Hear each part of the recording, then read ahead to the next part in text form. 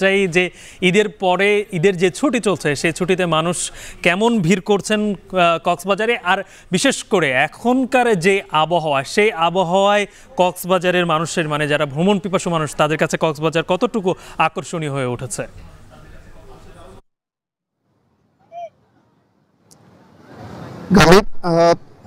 কিছুটা অবসর পেলেই কিন্তু মানুষ কক্সবাজারের যে সমুদ্র এবং পাহাড়ের টানে কক্সবাজারে ছুটে আসেন দেশের বিভিন্ন প্রান্ত থেকে মানুষ। এবং আমরা দেখছি যে আজকে সকাল থেকেও পর্যটকের উপস্থিতি কক্সবাজারে বাড়তে শুরু করেছে। গত এক মাসের যে চিত্র সেটি যদি বলি অনেকটাই পর্যটক শূন্য ছিল কক্সবাজার, তবে আজকে থেকে পর্যটকদের যে সমাগম সেটি বেড়েছে। আমরা হোটেল মালিকদের সাথে যেটি কথা বলে জানতে পেরেছি, তারা যেটি বলছেন যে এখন পর্যন্ত 30 থেকে 40% কক্ষ অনেক হোটেলে বুকিং হয়েছে, আবার কিছু হোটেলে 20 থেকে 30% কক্ষ বুকিং হয়েছে। তবে আগামীকাল পর্যটকের যে উপস্থিতি সেটি কিন্তু আগামীকাল ব্যাপকভাবে বাড়তে পারে বলে তারা আশা করছেন। এবং এখন পর্যন্ত যে পর্যটকের উপস্থিতি তাতে কিন্তু তাদের মাঝে একটা স্বস্তি কিন্তু কাজ করছে।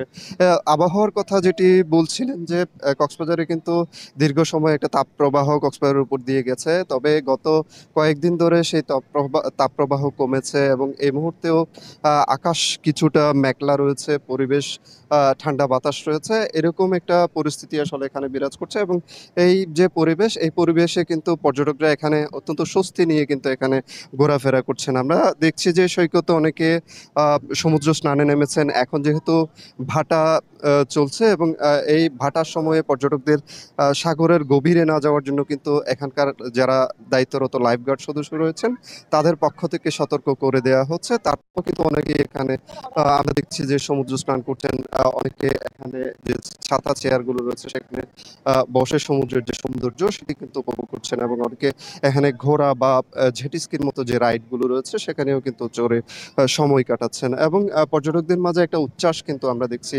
তবে হোটেল মালিকরা যেটি বলছেন যে যেহেতু পর্যটক সমাগম আগামীকালের পর থেকে কিছুটা বাড়বে এবং ব্যাপক হারে বাড়তে পারে সেই আশা আসলে তারা করছেন। এবং এই যে পর্যটক সমাগম হচ্ছে এটির কারণে কিন্তু সৈকত কেন্দ্রিক যে ব্যবসা বাণিজ্যগুলো রয়েছে, এখানে ফটোগ্রাফার থেকে শুরু করে সৈকতের ক্ষুদ্র ব্যবসা বাণিজ্যের সাথে যারা জড়িত রয়েছেন, এখানে বার্পিস মার্কেট, শুটকি পল্লী কিংবা হোটেল মোটেল জোন কেন্দ্রিক যে ব্যবসা প্রতিষ্ঠানগুলো রয়েছে কিংবা হোটেল রেস্তোরাঁগুলো রয়েছে, সবখানেই কিন্তু একটা স্বস্তি ফিরে আসতে শুরু করেছে।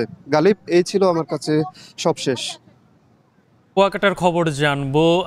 জসিম, আমাদের কক্সবাজার সহকর্মী যেটি বলছিলেন যে খুব একটা ভিড় নেই, ঈদের সময় যেরকম আসলে ভিড় দেখা যায়, কুয়াকাটায় আসলে সেই ভিড়টা কেমন দেখছেন, ভিড় আছে কিনা, আর কি বলছেন সেখানকার হোটেল ব্যবসায়ীরা?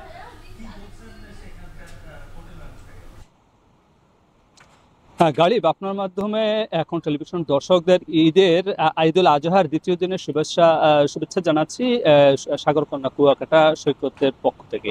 তো আপনার মাধ্যমে জানিয়ে রাখি, পর্যটন কেন্দ্র কুয়াকাটা সমুদ্র সৈকত হচ্ছে প্রাকৃতিক সৌন্দর্যের একটি নির্ভরযোগ্য স্থান, এবং এখানে একই স্থানে দাঁড়িয়ে সূর্যোদয় এবং সূর্য অস্তের মনোরম দৃশ্য উপভোগ করা যায়। এবং একই সঙ্গে এখানকার যে বন বনানী রয়েছে সে সকল বন বনানী এবং যে সকল বিনোদন কেন্দ্র রয়েছে সে সকল বিনোদন কেন্দ্রে কিন্তু পর্যটকরা বিচরণ করছে।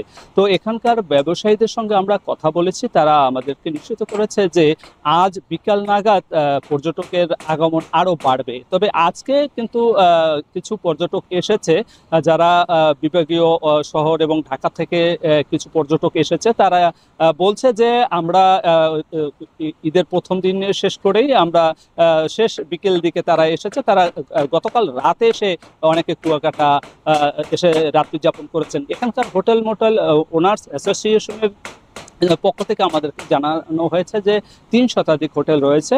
তো কুয়াকাটা সৈকত সংলগ্ন যে সকল হোটেল রয়েছে সে সকল হোটেলগুলোর সিট 80% বুকিং হয়ে গেছে। এবং অন্যান্য যে শিকদার রিসোর্ট অ্যান্ড ভিলা, এছাড়া ওশান ভিউ এবং এখানকার খান প্যালেস সহ বিভিন্ন যে আবিজার হোটেলগুলো রয়েছে এবং মোটেল এবং রিসোর্ট রয়েছে, সে সকল হোটেল মোটেল রিসোর্টে তারা 40% ডিসকাউন্ট দিয়েছে রুম ভাড়ার উপরে। সেক্ষেত্রে তারা প্রত্যাশা করছে যে এখানে পর্যটকের আগমন আরও আগামীকাল থেকে আরও বাড়বে এবং বাণিজ্যিকভাবে তারা ত্বরান্বিত হয়ে উঠবে। এই ছিল আমার কাছে সবশেষ। গালিব।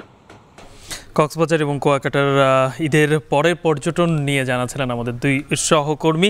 শেষ করতে হচ্ছে এখন বাণিজ্য, তবে এখন টেলিভিশন ওয়েবসাইটে দেখতে ভিজিট করতে হবে এখন